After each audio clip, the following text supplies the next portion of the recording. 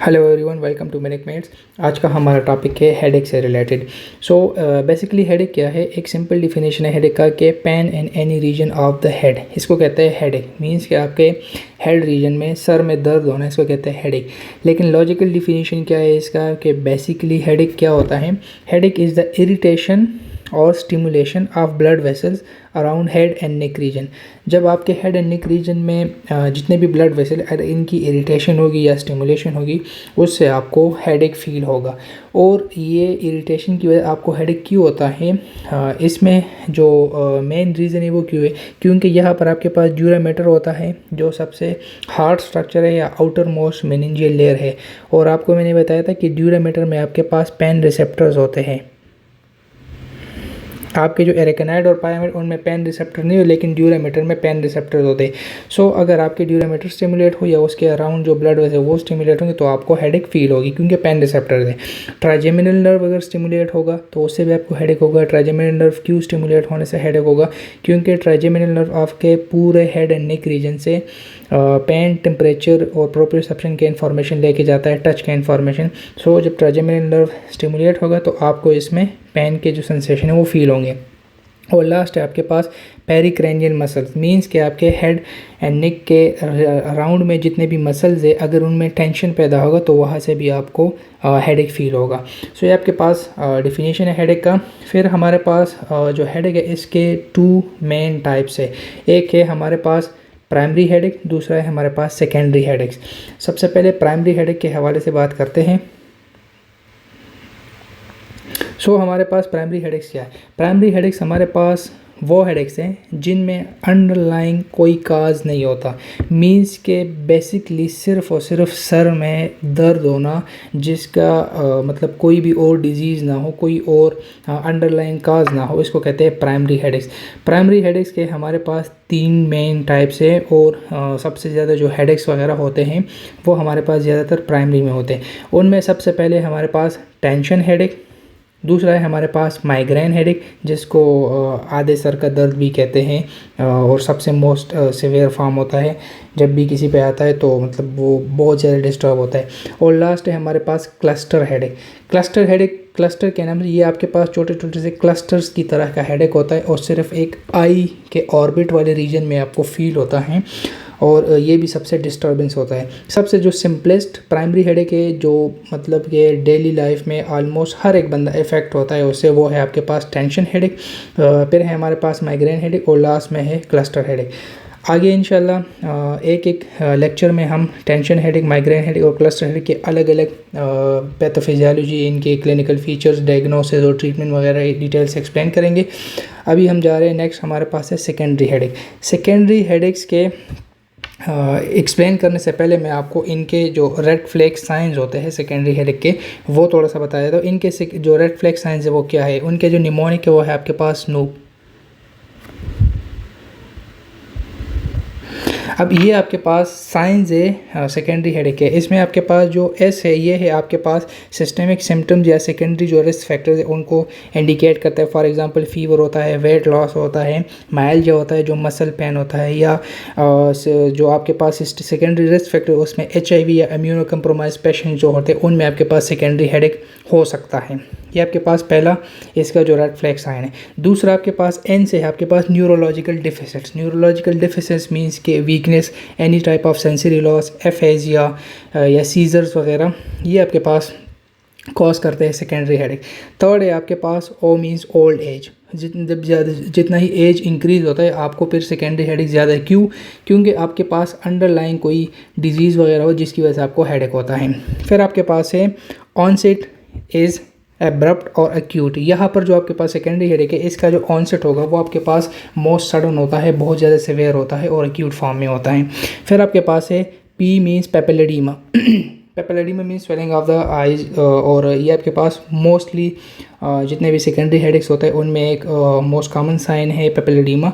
और last P आप second last P आपके पास पोजीशन। तो इसकी पोजीशनल हेडेक्स से रिलेटेड भी होते हैं, मतलब कि फॉर एग्जांपल अगर आप बैठ जाते हो तो आपको हेडेक किस तरह होता है, लेट जाते हो तो ज़्यादा सीवियर हो जाता है, एक साइड पे हो जाता है तो उसकी जो पोजीशन चेंज होने के साथ उसकी कैरेक्टरिस्टिक्स भी चेंज होती हैं। और लास्ट में आपके पास पी है। P means precipitated by Valsalva manoeuvre. जब आप वाल्सल्वा मैन्यूवर कहते हैं तो उसकी वजह से आपका जो सेकेंडरी हेडेक है उसके जो कंडीशन है वो और सीवियर हो जाती है। सो ये आपके पास है red flag science for secondary headaches. अब इसके बाद हम एक एक सेकेंडरी हेडेक को थोड़ा सा एक्सप्लेन करते हैं।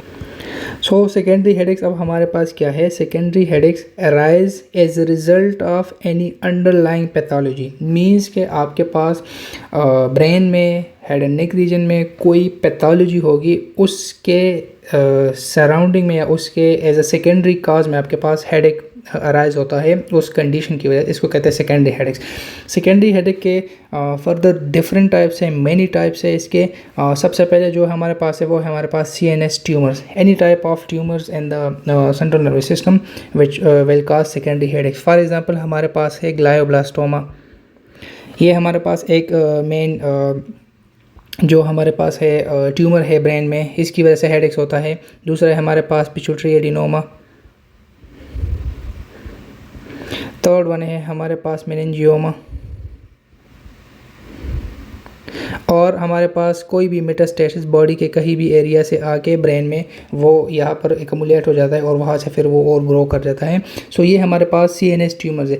अब इनमें हमारे पास जो CNS ट्यूमर्स है इसकी वजह से जो हमारे पास हेडेक होगा उसकी कैरेक्टरिस्टिक क्या होगी कि ये हमारे पास बहुत ज़्यादा इंक्रीज़ होता है जब आप लेट जाते हो, या मॉर्निंग में आपके पास बहुत ज़्यादा इंक्रीज़ होता है। और जब आप थोड़ा सा ऊपर हो जाते हो या बैठ जाते हो फिर आपके पास ये जो सिम्टम्स है हेडेक के ये थोड़ा सा डिक्रीज। इनके साथ साथ अब ट्यूमर है, ट्यूमर ने ब्रेन में बहुत सारे एरियाज़ को एक्सपेंड करना होता है। तो आपके पास यहाँ पर सिस्टेमिक सिम्टम्स भी हो सकते हैं, for example low grade fever, weight loss वगैरह। सीजर्स भी हो सकते हैं क्योंकि ट्यूमर्स जो है बाज़ औक़ात सीजर्स भी कॉज करते हैं। दूसरा आपके पास यहाँ पर अगर पिट्यूटरी एडिनोमा है तो उसमें आपके पास होगा बाईटेम्पोरल हेमिनोपिया, जिसमें आपके पास ऑप्टिक कियास्मा के जो फाइबर है वो कंप्रेस हो जाते हैं, उसकी वजह से आपके पास बाईटेम्पोरल हेमिनोपिया होता है। दूसरा है हमारे पास जो सेकेंडरी हेडेक्स का कॉज है वो है हमारे पास bleeding in the brain. Any type of bleeding in the brain जिसमें हमारे पास डिफरेंट हेमरेजेस होते हैं। फॉर एग्जांपल एपिड्यूरल हेमाटोमा है, सब ड्यूरल हेमाटोमा है, और हमारे पास है सब एरेकनाइड हेमाटोमा, और लास्ट वन है हमारे पास इंट्रा पेरेन्काइमल हीमाटोमा। अब ये हमारे पास 4 तरह के हीमाटोमास होते हैं ब्रेन में। एपिड्यूरल हीमाटोमा हमारे पास होता है ड्यूरामेटर के दोनों लेयर्स में, मेनिंजियल एंड पीरियोस्टल ड्यूरामेटर। सब ड्यूरल जो है ये हमारे पास मेनिंजियल ड्यूरामेटर और एरेकनाइड मेटर के दरमियान जो स्पेस है, सब ड्यूरल स्पेस, वहाँ पर जब ब्लीडिंग होती है उसकी वजह से होता है। सब एरेकनाइड हेमरेज हमारे पास कॉज होता है एन्यूरिज्म से की वजह से, सब एरेकनाइड स्पेस में बैरी एन्यूरिज्म की वजह से या चारकोट बिशार्ड माइक्रो एन्यूरिज्म की वजह से। और लास्ट है हमारे पास इंट्रा पेरेन्काइमल हेमाटोमा, जो हमारे पास ब्रेन में डिफरेंट ब्लड वेसल्स है, फॉर एग्जांपल लेंटिकुलोस्ट्राइड वेसल, उनकी वजह से जो ब्लीडिंग होती है उसकी वजह से हमारे पास हेडेक होता है। अब यहाँ पर जो हेडेक की कैरेक्टरिस्टिक्स है वो हर एक के साथ चेंज है। आपके पास एपिड्यूरल हेमाटोमा में नॉर्मल हेडेक होता है और वो थोड़ा सा इंक्रीज़ होता है। सब एरेकनाइड हेमरेज का जो हेडेक है ये सबसे मोस्ट इंपॉर्टेंट है, क्योंकि इसमें जो पेशेंट होता है उसको फील होता है कि सबसे ज़िंदगी का सबसे ख़तरनाक जो हेडेक है उसको हुआ है, तो वो इस तरह फील करता है सब एरेकनाइड हेमरेज के जो हेडेक में। नेक्स्ट है आपके पास हाइड्रोसेफेलस की वजह से सेकेंडरी हेडेक का होता है। हाइड्रोसेफेलस क्या है? Hydrocephalus means accumulation of CSF with in the central nervous system. Hydrocephalus के हमारे पास 2 टाइप्स है, कम्युनिकेटिंग और दूसरा है हमारे पास नॉन कम्युनिकेटिंग। कम्युनिकेटिंग और नॉन कम्युनिकेटिंग में क्या फ़र्क है? कम्युनिकेटिंग वो हाइड्रोसेफेलस है जिसमें आपके पास ऑब्स्ट्रक्शन, जहाँ पर CSF ड्रेन होता है ड्यूरल वेनस साइनस में, वहाँ पर कोई प्रॉब्लम हो। मीन्स कि आपके सेंट्रल नर्वस सिस्टम और सब एरेकनाइड स्पेस के दरमियान जो CSF है वो कम्युनिकेट कर पा रहा है, लेकिन जो उनकी ड्रेनेज है वहाँ पर प्रॉब्लम है, तो उसकी वजह से आपके पास जो वो communicating hydrocephalus. Non communicating hydrocephalus means जिसमें आपके पास सेंट्रल नर्वस सिस्टम के अंदर जितने भी कैविटीज़ है वहाँ पर कोई ऑब्स्ट्रक्शन हो एक कैविटी के जो ड्रेनेज सिस्टम है वहाँ से, और उसी एरिया में जो CSF है वो वहाँ पर एक्यूमुलेट हो जाए, इसको कहते हैं non communicating hydrocephalus. For example lateral ventricle और थर्ड वेंट्रिकल के दरमियान, लेट सपोज आपके पास लेटरल वेंट्रिकल और ये आपके पास है थर्ड वेंट्रिकल, अब यहाँ पर आपके पास फोरामेन ऑफ मनरो है। अगर ये फोरामेन ऑफ मनरो ब्लॉक हो गया तो आपके पास फॉर एग्जांपल लेफ्ट साइड पे जो लेटरल वेंट्रिकल है वहाँ पर CSF ऑब्स्ट्रक्ट हो जाएगा, और ये CSF तो यहाँ पर कोरल प्लेक्सस की वजह से प्रोड्यूस होते तो ये आपके पास बल्जिंग कार्स कर लेगा, तो आपके पास ये हो जाएगा नॉन कम्युनिकेटिंग हाइड्रोस्फेयर। इसकी वजह से भी आपको हेडेक होता है। नेक्स्ट है आपके पास inflammation, any type of inflammation, for example meningitis या इंसेफेलाइटिस। इसके अलावा आपके पास मेनिंजाइटिस, इंसेफेलाइटिस, इन्फ्लेमेशन जो आपके पास हेडेक जो ब्रेन में अगर इन्फ्लेमेशन होगा मेनिंजिस का या ब्रेन टिश्यू का, तो उसकी वजह से आपको होगा हेडेक। नेक्स्ट है आपके पास साइनोसाइटिस। साइनोसाइटिस जो इन्फ्लेमेशन ऑफ साइनसेस है उसकी वजह से भी आपको हेडेक कॉज हो जाती है। और इसके अलावा आपके पास है एक्यूट एंगल क्लोजर ग्लूकोमा। सो एक्यूट एंगल क्लोजर ग्लूकोमा, इसमें आपके पास हेडेक भी होगा और साथ में आपके पास हेडेक प्लस ऑर्बिटल पेन भी होगा।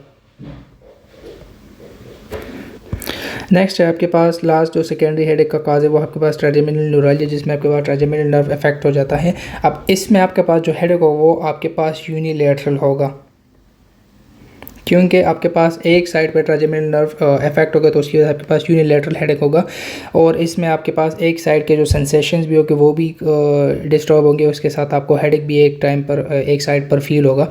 इसके साथ साथ ये जो हेडेक है ये ट्राइजेमिनल न्यूरालजिया का, ये आपके पास जब आप अचीविंग करते हैं, जब आप कुछ कर रहे होते हैं, उसकी वजह से आपका ये जो हेडेक है ये और इंक्रीज़ हो जाता है, वर्स हो जाता है। क्योंकि ट्राइजेमिनल नर्व आपके जो मस्टिकेशन के है उनको भी सप्लाई कर रहा है, तो जब आप वहाँ से जो नर्व फाइबर है वो सेंसेशन भी लेके जा रहे हैं, तो जब आप उसको हिला रहे होते हैं तो उसकी वजह से जो फाइबर्स है वो ओवर स्टिमुलेट हो जाते हैं पेन के।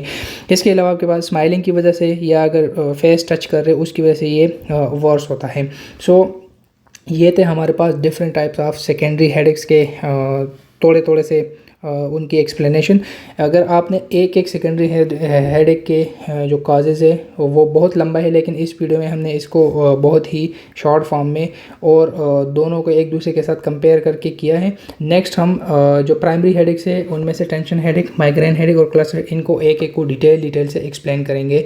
सो यहाँ पर हमारा जो हेडेक का मेन कैरेक्टरिस्टिक्स है प्राइमरी और सेकेंडरी के वो कंप्लीट हो गए। अगर आपको इसमें कोई भी क्वेश्चन हो आप मुझसे पूछ सकते हैं। Thank you so much.